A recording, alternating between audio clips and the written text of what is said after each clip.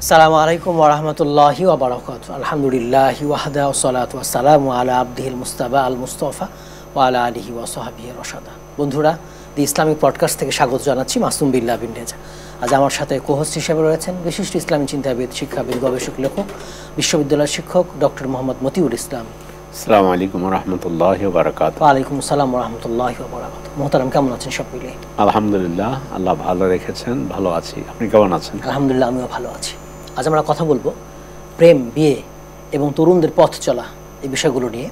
শুরুতেই আপনার কাছে জানতে চাইবো বা আমরা আলোচনা করব যে বিষয়টা নিয়ে, সেটা হচ্ছে প্রেম বলতে আসলে কি বুঝি আমরা?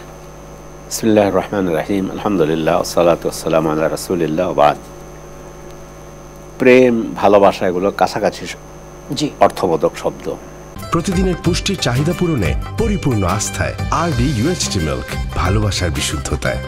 তো এই জন্য কোরআন থেকে যদি শব্দটা নেই, সুন্দর হবে। আল্লাহ রাব্বুল আলামিন তিনি মহাগ্রন্থ আল কোরআনে বলেছেন, অমিন আয়াতিহি আন খালাকা লাকুম মিন আনফুসিকুম আজওয়াজা লিতাসকুনু ইলাইহা ওয়া জাআলা বাইনাকুম মাওয়াদ্দাতান ওয়া রাহমা ইন্না ফি যালিকা লাআয়াতিন লিকাউমিন ইয়াতাফাক্কারুন। আল্লাহর নিদর্শনসমূহের মধ্যে একটা নিদর্শন এই, তিনি তোমাদের থেকে তোমাদের স্ত্রীদেরকে সৃষ্টি করেছেন। কি জন্য সৃষ্টি করেছেন? ঘরের কাজ করার জন্য? নো, সৃষ্টি করেছেন লিতাসকুনু ইলাইহা, তোমরা সেখানে শান্তি লাভ করবে। যে সুকুন মানে বসবাস করা, আবার আরবিতে সুকুন শব্দের অর্থ শান্তিতে বসবাস করা। ওয়া জাআলা বাইনাকুম মাওয়াদ্দাতান ওয়া রাহমা, তোমাদের মধ্যে মাওয়াদ্দা, প্রেম, প্রীতি, ভালোবাসা এটা রেখেছেন। যেন কোরআন থেকে আমরা পেলাম মাওয়াদ্দা, এবং এর মধ্যে রহমতও আছে, থাকতে হবে, দয়া অনুগ্রহ, এগুলো সবকিছু মিলে ভালোবাসা।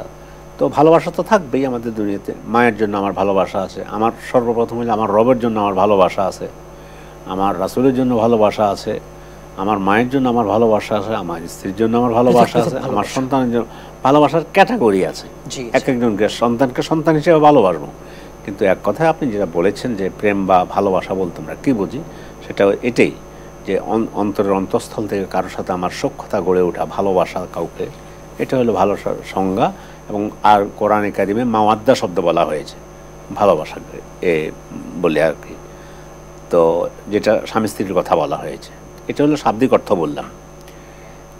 এরপরে এখন চলে আসতে পারি আমরা কাকে ভালোবাসবো, কার সাথে প্রেম। এখন কার সাথে প্রেম করলে, এই শব্দ যদি আপনি বলেন, এখন প্রেম শব্দটা যেমন কি হয়ে গেছে আমাদের সমাজে, যে আমরা বলি না অনেক সময় যে আল্লাহর প্রেমে তিনি মাশগুল হয়ে গিয়েছেন। তাহলে প্রেম শব্দটা আছে, কিন্তু আপনি যেটা আমাকে বলতে চাচ্ছেন সেটা হচ্ছে আমাদের সমাজের ছেলে মেয়ে, তরুণ তরুণী বা এদের মধ্যে যে প্রেম হয়, এটা কতটুকু ঠিক, আর আসলে কোন প্রেমটা প্রেম, আসল প্রেম। এটা যদি আপনি আমাকে বলেন, তাহলে আমরা বলবো যে প্রেম দুই ধরনের, রাহমানি এবং শয়তানি। আচ্ছা আচ্ছা। একটা হলো আল্লাহর জন্য ভালোবাসা। তো সে আল্লাহর জন্য ভালোবাসা, আল্লাহ আমাদেরকে সৃষ্টি করেছেন, আমাদের জৈবিক চাহিদা আছে। পশু সৃষ্টি করেছেন, পশুর জৈবিক চাহিদা আছে, আত্মার পরিচর্যার প্রয়োজন হয় না। ফেরেশতাকে সৃষ্টি করেছেন, ফেরেশতার জৈবিক চাহিদার প্রয়োজন নেই, তারা সবসময় আল্লাহর ইবাদতে মাশগুল আছে। আমাদেরকে সৃষ্টি করেছেন, জৈবিক চাহিদাও দিয়েছেন, আত্মার পরিচর্যাও করতে হবে। এখানে ব্যতিক্রম আমাদের। দুইটা সমন্বয় সাধন করতে পারলে এই লোকটি আল্লাহর কাছে ফেরেশতার চাইতে উত্তম। তো এখন আমার জৈবিক চাহিদা আছে, খাওয়ার প্রয়োজন আছে, পানাহার প্রয়োজন আছে, বিবাহের প্রয়োজন আছে। এই জন্য আল্লাহ তাআলা রহমানুর রাহিম, তিনি আমার এই প্রেমের জন্য, আমার ভালো প্রেম করার জন্য তিনি পথ পদ্ধতি বলে দিয়েছেন।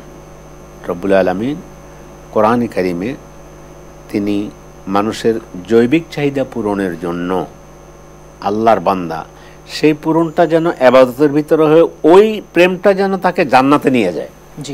সেজন্য আমাদের আল্লাহ তাআলা কি করেছেন, বিবাহের ব্যবস্থা করেছেন। সূরা নূরের মধ্যে আল্লাহ রাব্বুল আলামিন তিনি বলেছেন, ওয়া আনকিহুল আয়ামা মিনকুম ওয়াস-সালিহিনা মিন ইবাদিকুম ওয়া ইমাইকুম, তোমরা তোমাদের যাদের বিবাহের প্রয়োজন আছে তাদেরকে বিবাহ করায় দাও। কারণ হলো কি, এই বিবাহের মাধ্যমে সে তার জৈবিক চাহিদা পূরণ করবে বৈধ হতে। রাসূলুল্লাহ সাল্লাল্লাহু আলাইহি ওয়াসাল্লাম তিনি হাদিসের মধ্যে বলেছেন, আসলে প্রেম বা এই টাইমটা, প্রেম নিবেদন, এগুলো একেবারে টু দ্য পয়েন্ট যদি বলি, বিশেষ করে যুবক যুবতী বা ছেলে বয়সের, উঠতি বয়সের, ওদেরকে কেন্দ্র করে আসলে এটার মূল স্রোতটা ওখান থেকে। তো এটার জন্য বলছে তোমরা যাদের বিবাহের বয়স হয়েছে, বিবাহ করা প্রয়োজন, ইয়া মাশারাশ শাবাব মান ইসতাতা মিনকুমুল বাআ ফালিয়াতাজাওয়াজ, এ যুবক সম্প্রদায়। বিবাহ তো বয়োবৃদ্ধ, কিন্তু মূলটা বিবাহ শাদীটা হয়ে থাকে মানে যৌবন বয়সে। তো যৌবন যখন সে মানে হয়েছে, বয়সন্ধিক্ষণে গিয়ে সে যখন বালেগ হয়েছে, প্রাপ্তবয়স্ক হয়েছে, তখন থেকে তার ব্যাপারে বলা হয়েছে যদি কি করো, হে যুবকরা তোমরা বিয়ে করো, ইয়া মাশারাশ শাবাব মান ইসতাতা মিনকুম বাআ ফালিয়াতাজাওয়াজ, যদি তোমাদের মধ্যে সক্ষমতা থাকে তাহলে তোমরা বিবাহ করো। লাভ হবে কি, ফাইন্নাহু আগাদ্দু লিল বাসারি ওয়া আহসানু লিল ফারাজ, এর কারণে তোমাদের চোখ অবনত থাকবে, অন্য দিকে তাকাতে হবে না, অন্য নারীর দিকে তাকাতে হবে না, অশ্লীল কিছু দেখতে হবে না, ছায়া ছবি দেখতে হবে না, সিনেমা হলে যেতে হবে না, তারপরে খারাপ ছবি দেখা লাগবে না, মোবাইল টিপে খারাপ কি আছে না আছে এগুলো দেখতে দেখা লাগবে না। আগাদ্দু লিল বাসারি ও আহসানু লিল ফারাজ, এবং তোমাদের লজ্জাস্থানকে হেফাজত করবে। তাহলে এটা বললাম উপকারিতা। তাহলে রব তিনি আমাদেরকে সৃষ্টি করেছেন, সৃষ্টি করে বিশেষ করে তিনি বিবাহ শাদীর ব্যাপারে মানে উৎসাহ দিয়েছেন। বরং ওয়ান কেহ বলতে এখানে আমরের সিগা, মানে বিবাহ করায় দাও, হ্যাঁ নির্দেশ দেওয়া হচ্ছে, গার্ডিয়ান অভিভাবককে দেওয়া হয়েছে। আবার রাসূল যারা বিবাহ শাদী উপযুক্ত হয়েছে তাদেরকে বলছে তোমরা বিবাহ করো, হাদিসের মধ্যে বলেছে। আরও কত ক্যাটাগরি বলে দিয়েছে কাকে বিবাহ করবে। মেয়েদের ব্যাপারে বলছে এই গুণ দেখে, 4টা গুণ দেখে বিবাহ করো, হ্যাঁ, তোর মধ্যে বলছে যে দিনদারি দেখে তাকে বিয়ে করো। আচ্ছা, যাই হোক, আমাদের মুদ্রা কথা হচ্ছে বিবাহ বা বিবাহ বহির্ভূত যে সমস্ত প্রেম এখন আমাদের সমাজে হয়, আসলে ইসলামে বিবাহ বহির্ভূত প্রেম বলতে কোনো কিছু ইসলামের অভিধানে নেই। কিন্তু আমরা আমাদের অভিধানে করে দিয়েছি যে আমার বয়ফ্রেন্ড, আমার গার্লফ্রেন্ড, এরপরে আমার বান্ধবী ইত্যাদি যেগুলো বলি। তো সেদিকে একটু পরে আসতেছি। আগে হলো বিবাহ করার এই প্রয়োজনীয়তা, এবং এর কারণে সমাজের মধ্যে মানে কী হবে, শান্তি নেমে আসবে। এর ফলে বিবাহ যদি এভাবে সুন্দর করে বিবাহ করায় দেয়, এবং তাহলে নিজের জীবনটাকে পুত পবিত্র রাখতে পারবে, নিজের জীবন পুত পবিত্র থাকবে, পরিবার পুত পবিত্র থাকবে, মেয়েটার জীবন পুত পবিত্র থাকবে। এই জন্য সর্বপ্রথম আল্লাহ আমাদেরকে জৈবিক চাহিদা দিয়ে ছেড়ে দেন নাই যে এবার তোমাদের মতো করে তোমরা তোমাদের জৈবিক চাহিদা পূরণ করো। ছেড়ে দিয়েছেন পশুকে। কুকুরের জৈবিক চাহিদা পূরণের জন্য কুকুর উপরে এটা বাধ্য করা হয়নি যে সে বিয়ে করবে, এটা করা হয়নি। মানুষের জন্য বলছে আমি সৃষ্টি করেছি মানুষের জন্য শরিয়া, জি, তোমাকে আমি সৃষ্টি করেছি আমার ইবাদত করার জন্য, কিন্তু আমি বুঝি তোমার মধ্যে আমি জৈবিক চাহিদা দিয়েছি, তুমি বিবাহ শাদী করো। মোহতারাম, আলোচনা আমাদের সুন্দর হচ্ছে। পর্যায়ে যেটা নিয়ে আমরা কথা বলবো সেটা হচ্ছে পরকীয়া। আসলে এটা কি? পরকীয়া বলতে আমাদের সমাজে যেটা আছে, পরকীয়া বলতে পত্নী উপপত্নী উপপত্নী। উপপত্নী বলতে আসলে এটাকে হয়তো মার্জিত ভাষায়, বইয়ের ভাষায় উপপত্নী বলছে আর কি।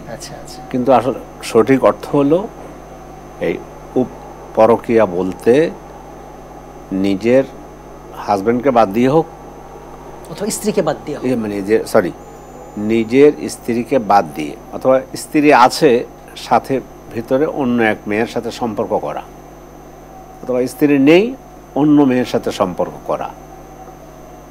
সম্পর্কের উদ্দেশ্য হলো বিয়ে শাদী করবো না, মোটামুটি এই মস্তি করে শেষ পর্যন্ত তাকে বাদ দিয়ে দেব।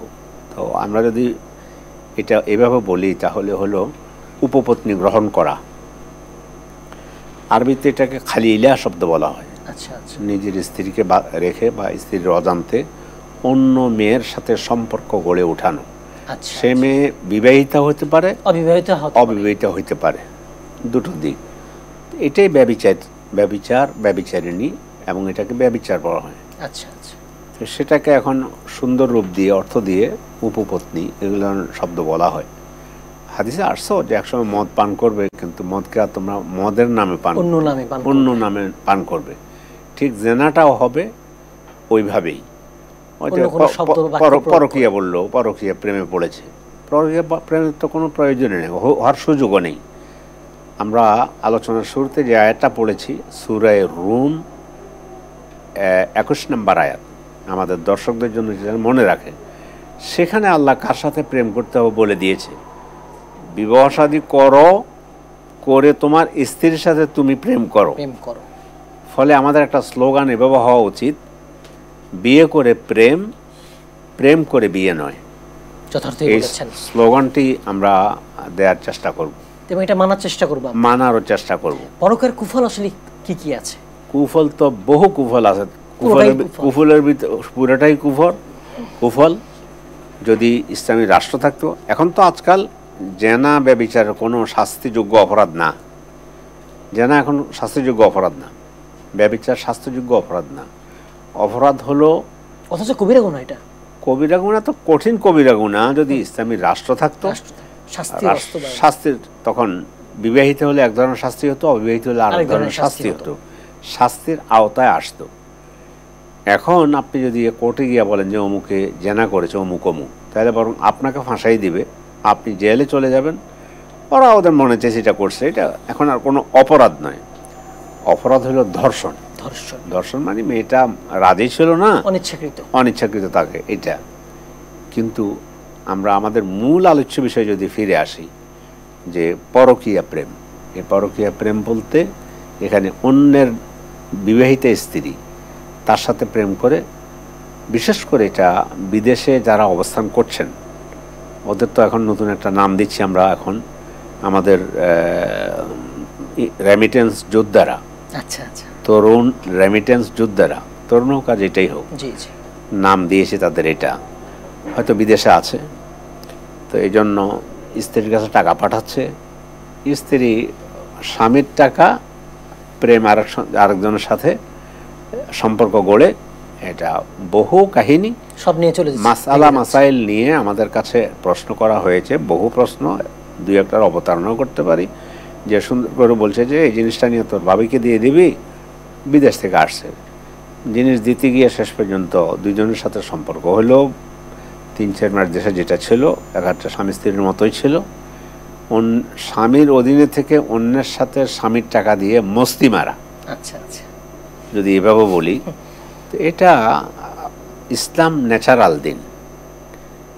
এই স্বামী তো এটা তার নেচার, তার বিবেক, এটা তো বিবেকে লাগবে। শুধু লাগা নয়, বলছেন যে এর কুফল কি? এর কুফল হলো আত্মহত্যা। হয়তো স্বামী আত্মহত্যা করলো যে আরে জীবন আর কি আছে, আমার বই কাজ করলো, আর জীবনে বেঁচে থাকে লাভ কি? আবার কোথাও এমন হয়, কুফল যখন বলছেন বেঁচে থেকে লাভ কি, তোরা শেষ করম, আমার বাচ্চাটা আছে ওরাও শেষ করে দেবো, যেন আমাদের মৃত্যুর পরে ওর আর কোনো সমস্যা পোয়াতে না হয়, আমিও মরে যাব। 11 গোটা চেইন ধরে বাবাও গেল, মাও গেল, স্ত্রীও গেল, সব গেল পরকীয়ার প্রেমের কারণে।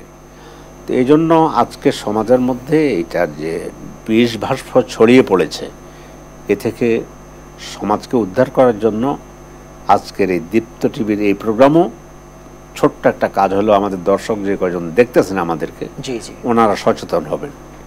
আপনার জৈবিক চাহিদা পূরণের দরকার, বাবাকে বলেন, মাকে বলেন, ইসলাম বিয়ের কথা বলেছে, বিয়ের পদ্ধতি দিয়েছে। কিন্তু এটা করলে আমার সমাজটা হয়ে গেছে কি, এই সুন্দর কথাটা যা বাবা, আপনারা যদি চিন্তা করেন, আমার কিন্তু এখন এই মুহূর্তে বিবাহ শাদীর আপনারা চিন্তা করলে আমি কিন্তু একমত পোষণ করব। সুন্দরভাবে কথাটা উপস্থাপন করে বোঝানো যায়, সেটাও পারে, নিজে বলতে পারে। কিন্তু এখন এই বলাটা আমাদের সমাজে বলে যে সি আমার ছেলে কি একা লজ্জা চলে গেল নাকি। এটাই তো হলো ইসলাম।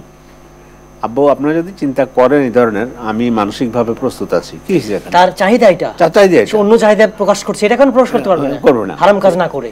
এটা ঠিক অনুরূপ মেয়েরও সে সুযোগ আছে, মাকে বলতে পারে, ভাইকে বলতে পারে, ভাবিকে বলতে পারে যে আসলে আব্বু আম্মু যদি আপনারা যদি চিন্তা করেন, আমি লেখাপড়া যেখানে আমি এসেছি লেখাপড়া চালিয়ে নিতে পারবো। আমি একটা জাস্ট উদাহরণ হিসাবে বলি, ইঙ্গিত, বিয়ের ইঙ্গিত দেওয়া হচ্ছে, ইঙ্গিত দেওয়া ভালোভাবে। দিয়ে বিবাহ শাদী করে, মা বিবাহ শাদী করে আমার ছেলে হিসেবে বলতেছি, তরুণ তরুণীদেরকে বলতেছি, তোমরা অন্য পথে যেও না। আল্লাহর শপথ, অবশ্যই। যারা গিয়েছে তারা এটার শেষ পর্যন্ত পরিণতি অনেক খারাপ হয়েছে। দুনিয়া তো খারাপ, আখিরাত তো খারাপ, খারাপ মানে ব্যভিচার, পুরো ব্যভিচার। এখন একটা ইউরোপিয়ান কালচার শুরু হয়েছে আমাদের দেশে, যে ঠিক আছে দুইজন দুজনের মতো করে এখন আছি, বিবাহ শাদী নেই, আমরা থাকবো লিভ টুগেদার। তো এই লিভ টুগেদার এই টাইপের একটা সমস্যার সমাধান আমি একজন বিশ্ববিদ্যালয়ের শিক্ষক হিসাবে, দুটি বিশ্ববিদ্যালয়ের ছাত্রছাত্রীর মধ্যে এই ধরনের একটা সম্পর্ক হয়েছে। পরে আমি এবং বাংলাদেশের স্বনামধন্য আরেকজন স্কলার দুজনে মিলে, আমাদের তো এটা তো ইসলামের রাষ্ট্র নয়, আমরা তো আইন হাতে তুলে নিতে পারবো না, শেষ পর্যন্ত গার্ডিয়ানদের ডেকে এনে ছেলেটাকে বুঝিয়ে দিলাম যে আপনার ছেলে ঘটনা এই হয়েছে, এর চেয়ে তার বেশি করার কিছু নেই। কিন্তু কথা হচ্ছে যেখানে আল্লাহ এত সুন্দর ব্যবস্থা রেখেছেন, তুমি বিয়ে শাদী করো বলছে, তোমার ছেলেকে, তোমাকে, আমি মানুষকে সৃষ্টি করেছি, তার জৈবিক চাহিদা দিয়েছি তার মধ্যে, কিন্তু তার সাথে আত্মার পরিচর্যা করতে হবে। তুমি পশুর মতো তোমার জৈবিক চাহিদা পূরণ করতে পারবে না। ফেরেশতার তো জৈবিক চাহিদা নেই, তো ফেরেশতার জৈবিক চাহিদা নেই, তাহলে রব্বুল আলামিন করলেন কি, এই যুবক এই যুবতীকে যদি এইভাবে আল্লাহকে মেনে জৈবিক চাহিদা পূরণের জন্য একজন অপরজনকে গ্রহণ করে, ওর মধ্যে আল্লাহ ভালোবাসা ঢেলে দিবেন, প্রেম ঢেলে দিবেন, প্রীতি ঢেলে দিবেন, ইবাদত হিসাবে কবুল করা হবে। সাহাবারা জিজ্ঞাসা করছেন, ইয়া রাসূলুল্লাহ, আমরা যে বিবাহ শাদী করে আমাদের জৈবিক চাহিদা পূরণ করি, এটা তো আমাদের কোনো কিছু আছে নাকি? রাসূল উত্তরটা দিলেন কি, তুমি যদি এর বিপরীতে অন্য পথে, অন্যায় পথে, হারাম পথে, জেনার পথে, এটা পাপ হবে না, তো বুঝে দিলে এটা নেক হবে, এটা সদাকা হবে। তো সেই হিসাবে সমাজের তরুণ তরুণী যারা আছে, অনেক সময় কয় যে লেখাপড়া এখন শেষ হয় না, অনার্সটা শেষ হয় নাই, মাস্টার্স শেষ হয় না, পিএইচডি শেষ করি তারপরে বিয়ে। এই সময় কিন্তু তাকে যে কোনো কারণে সে অন্য পথে, অন্যায় পথে পা বাড়াতে শয়তান তাকে প্ররোচিত করে। যেটা আমি একজন ছাত্র আর একজন ছাত্রীর কথা বললাম, এটা হলো এই সমস্যার সমাধান দেওয়ার জন্য আমরা তো ইসলামিক সমাধান দিতে পারি নাই, দুনিয়াবী দৃষ্টিকোণ থেকে এটার কোনো বিচারও নেই, আমরা গিয়ে কোথাও গিয়ে বলতেও পারবো না, এই পথে শয়তান নিতে পারবে না। বরং হাদিসের মধ্যে এসেছে, ইযা জাআকুম মান তারদাউনা দীনাহু ফাযাওয়িজুহু, তোমাদের কাছে তোমাদের মেয়েদের জন্য যদি কোনো নেককার সন্তানের প্রস্তাব আসে, তাকে বিবাহ করাই দাও। ওয়াইল্লাম তাফআলু, যদি এটা না করো, তখন ফিতনাতুন ফিল আরদি ওয়া ফাসাদুন কাবীর, সমাজের মধ্যে ফিতনা ফাসাদে ভর্তি হয়ে যাবে। এখন তো আজকের সমাজ যেখানে চলে গিয়েছে, আমাদের মেয়েদের জীবনে নিরাপত্তা নেই, আমাদের মা মনিদের জীবনে নিরাপত্তা নেই, আবার ছেলেরাও অনুরূপভাবে অন্যের পথে চলে যাচ্ছে এবং এই পথ তাকে অন্যান্য খারাপ পথের দিকে নিয়ে যাবে। নিয়ে গিয়ে দুইটা কুল হারাইলো। ছেলে বললো যে মেয়েকে, ঠিক আছে আমি তোমাকে বিয়ে করবো, এই হয়েছে। তারপর দুজনে ফেসবুকে দুজনের মধ্যে রিলেশন হয়েছে, সম্পর্ক হয়েছে, একজন একজনকে চেনে না, বাবা মার কোনো তোয়াক্কা নেই, কিচ্ছু নেই। ঠিক আছে, হইতে হইতে হইতে অগ্রসর হতে হতে ওই পর্যন্ত চলে গেছে। এরপর একদিন মেয়েটাকে ধ্বংস করে দেওয়ার পরে দর্শকরা ইশারা ইঙ্গিতে বুঝে যাবেন, হ্যাঁ তরুণরা বুঝবে। ধ্বংসের পথে নিয়ে যাওয়ার পরে সর্বশেষ বলে যে আমার বাবা রাজি হচ্ছে না, এই জন্য, নয় তো আমার খুব ইচ্ছা ছিল। আগে কিন্তু যখন তাকে সম্পর্ক গড়ে তখন কয় যে আকাশ সাক্ষী রাখিলাম, বাতাস সাক্ষী রাখিলাম, নদীর তরঙ্গকে সাক্ষী রাখিলাম। এখন আকাশও নেই, বাতাসও নেই, নদীর তরঙ্গ নেই, সব কিছু শেষ, তোমার সাথে আমার ভালোবাসা শেষ।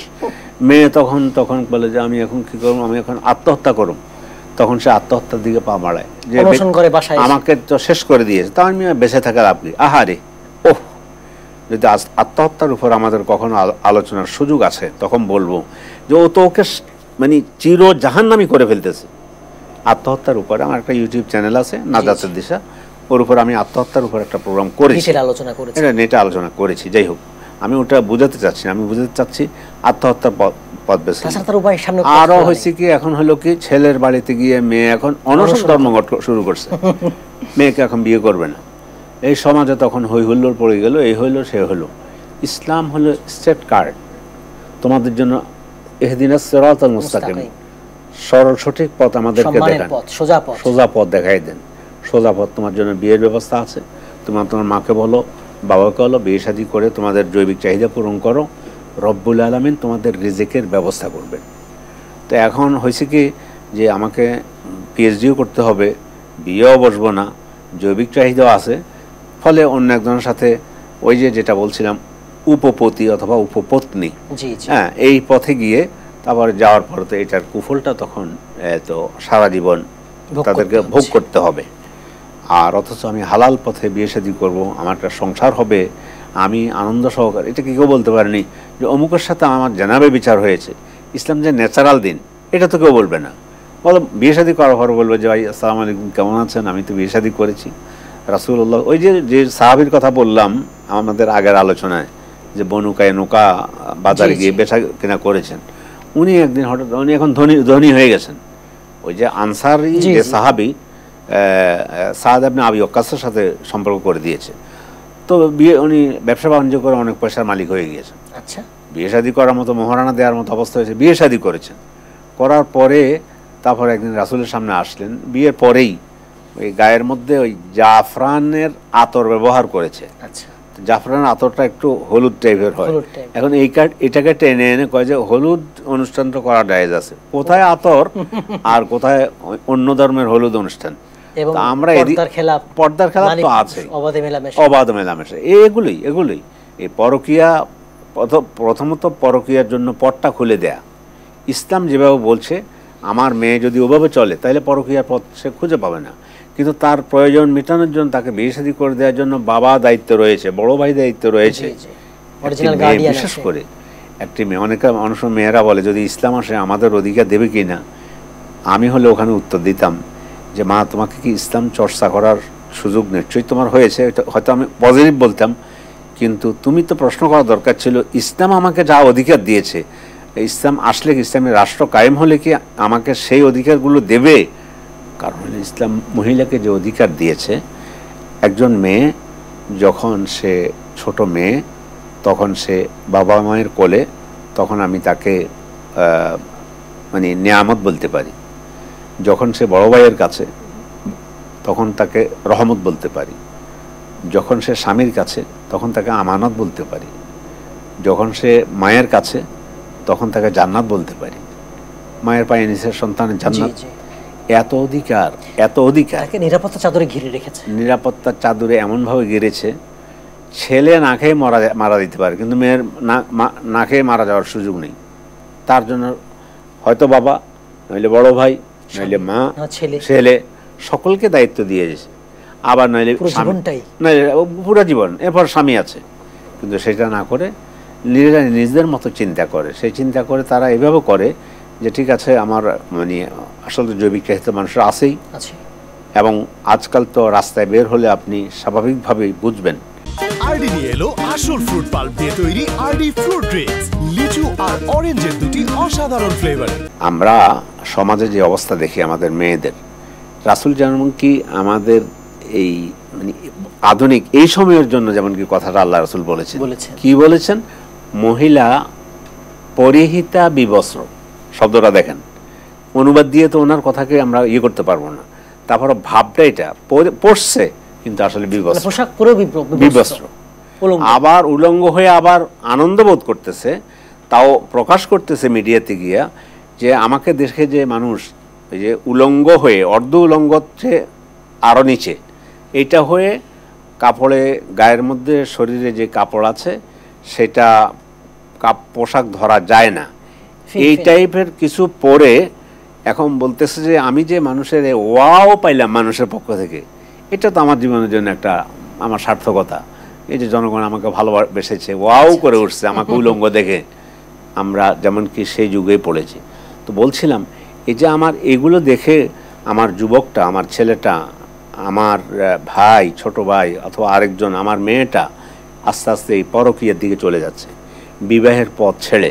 অথচ ইসলাম ন্যাচারাল দিন, তোমার জৈবিক চাহিদা যখন আছে তোমার জন্য আমি ব্যবস্থা করে দিলাম, তুমি বিয়ে শাদী বসো, মেয়ে হিসাবে তুমি ছেলে হিসাবে বিয়ে শাদী করলে তোমাদের জিন্দেগিতে আমি বরকত দান করব, রিজিক দান করব, তোমাদেরকে অবশ্যই বাড়িয়ে বলছে। তো ফলে আমি মনে করি এই ধরনের বিভিন্ন অজুহাত নিয়ে এসে যে আমরা লেখাপড়ার তো শেষ হলো না, আস্তে আস্তে শয়তান বলে লেখাপড়া শেষ করতে হবে, মাস্টার্স তোমাকে করতেই হবে। তো জৈবিক চাহিদা এটার জন্য তাহলে আস্তে আস্তে খারাপের দিকে হয়তো যেতে পারি। নো, আমি লেখাপড়া চালিয়ে যাব, আল্লাহ তাআলা এমন ব্যবস্থা করবেন। আমরা কিন্তু লেখাপড়ার বিরোধী নই, মেয়েরাও লেখাপড়া করবে, বড় কিছু হবে, ডাক্তার হবে।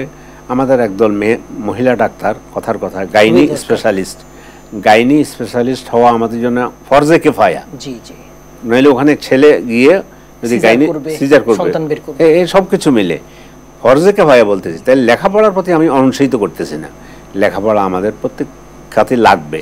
বিয়ে করার পর ডাক্তার হয়েছে, বিয়ে করার পর পড়াশোনা চালিয়ে গেছে, অবশ্যই এটা কঠিন কিছু, কোনো কঠিন কিছু না, আল্লাহ সহজ করে দিয়েছেন, সহজ করে দেবেন।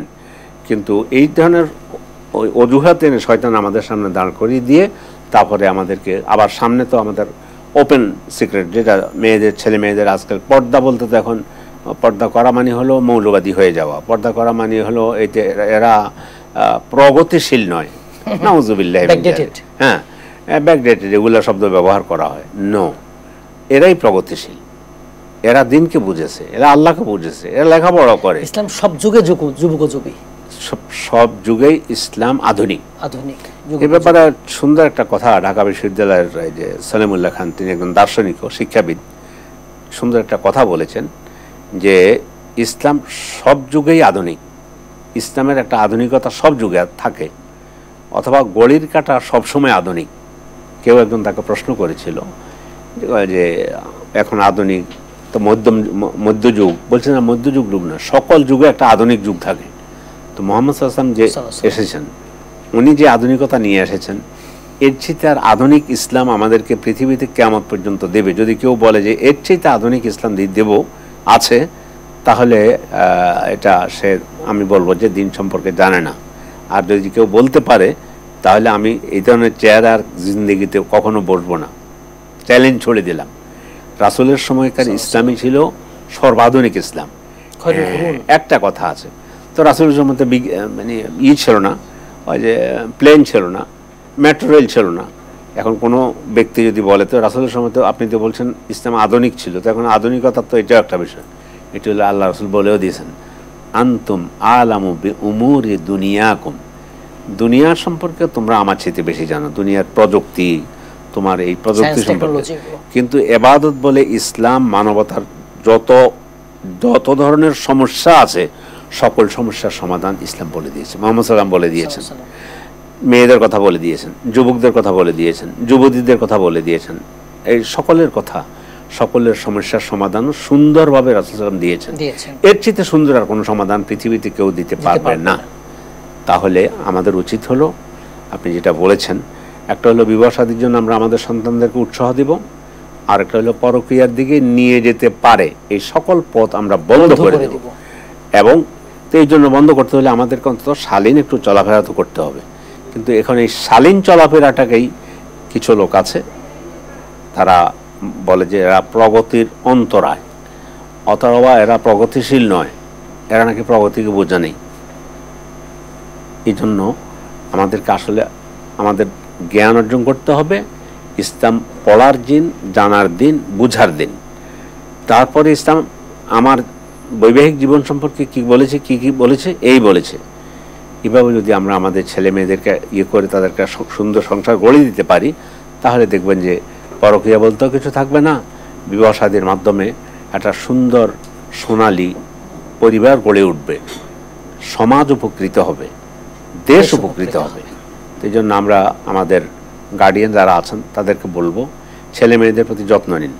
যুবকদেরকে আপনারা লেখাপড়া করতেছে, জিজ্ঞাসা করুন প্রয়োজনে, বাবা তুমি যে এখন যে অবস্থা আছে, লেখাপড়া যেখানে আছে, যদি তুমি ফিল করো যে বিয়ে শাদী আমরা করাই দিতে পারি, আমি কিন্তু তোমার জন্য বিয়ে শাদী করানোর জন্য অগ্রসর হইতে পারি।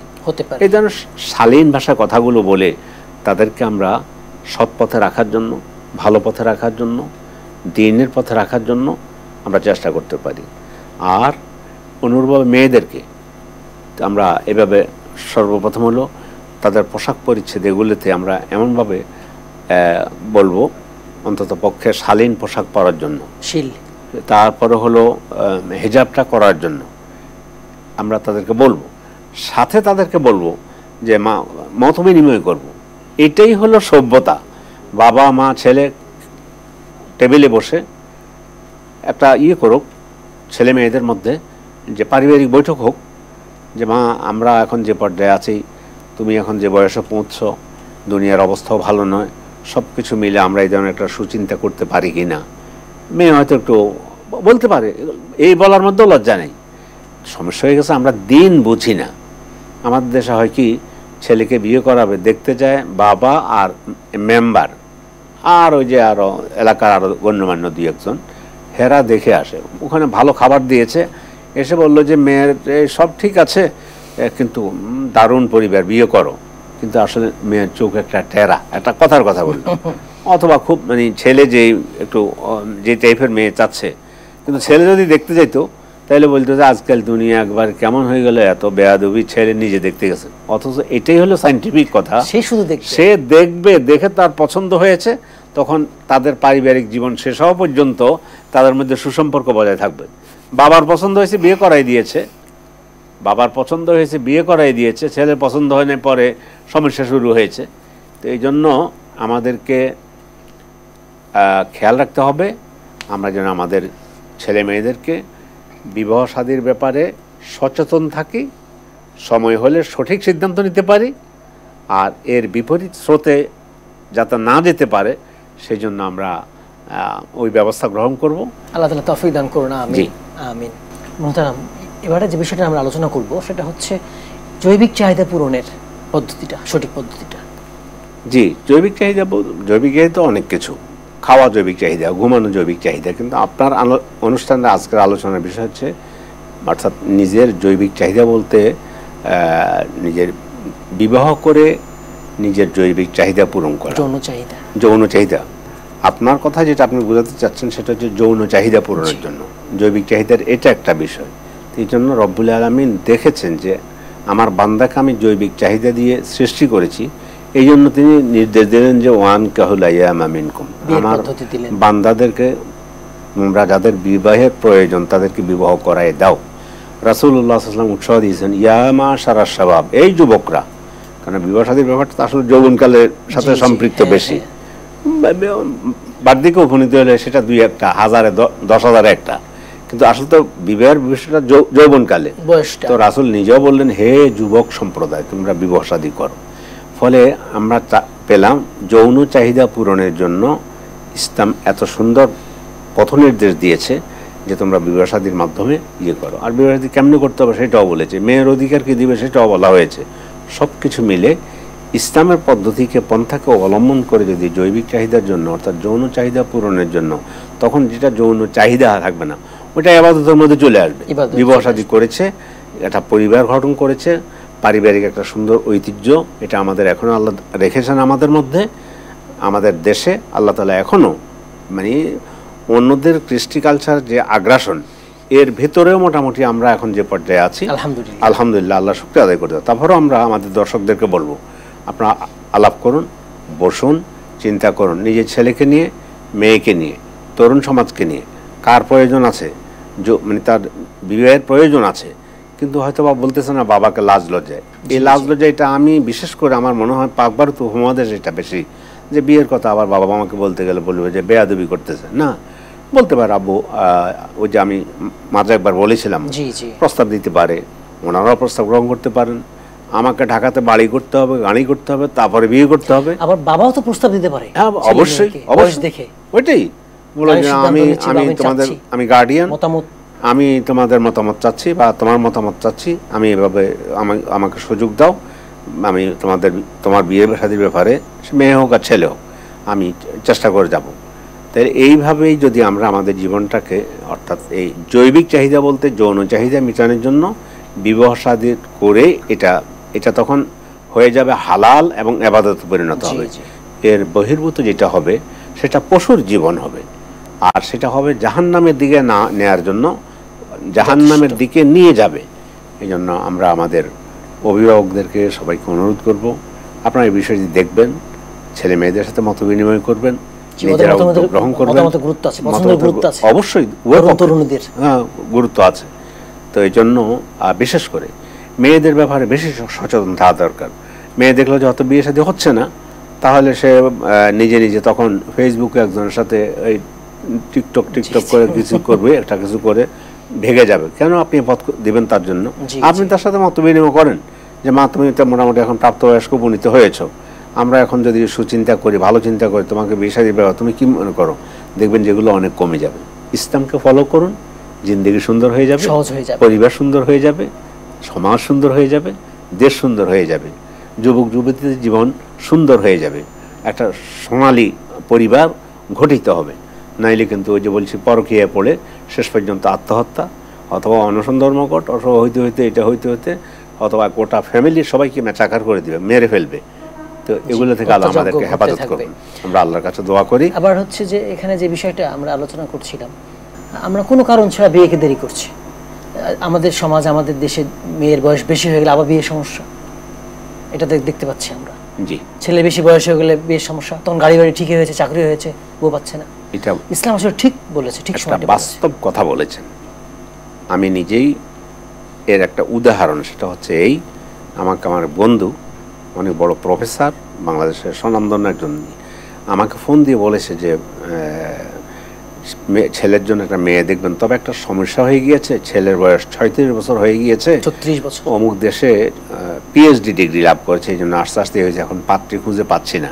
36 বছর বয়স, 36 বছর বয়স। তো আপনার ছেলের মূল তো যৌবনকাল তো সে এমনি শেষ করে দিয়েছে, এখন মেয়ে পাচ্ছে না।